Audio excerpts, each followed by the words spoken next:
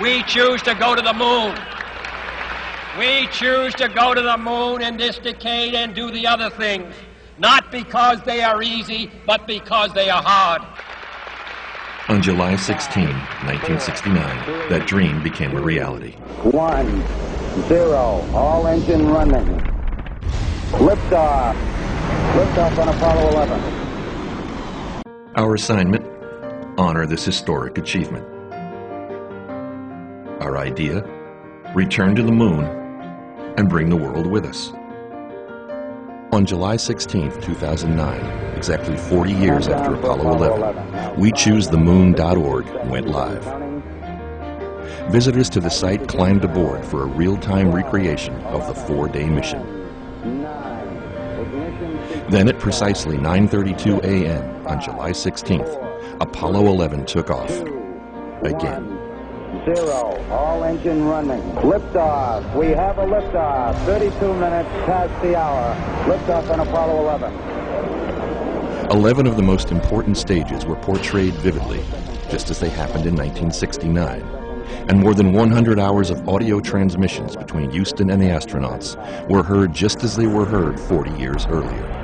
Yeah, Houston, Apollo 11 entered and gave us a magnificent ride. Visitors could track their progress on a desktop mission tracker, and email updates alerted millions to key moments. Over 400 photos from the NASA archive and JFK library could be viewed throughout the trip. This is as good as another. That really is one, I'll tell you. And 650 of the most interesting audio transmissions were rebroadcast via Twitter exactly 40 years after they were said.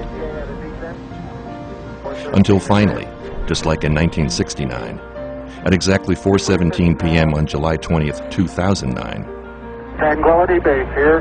The Eagle has landed. the world landed on the moon. During the 4 days, over 1.25 million unique visitors traveled to the moon. 30,000 followed on Twitter.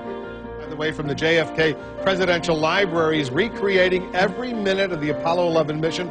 Media coverage generated over 160 million impressions worldwide, including live coverage on CNN.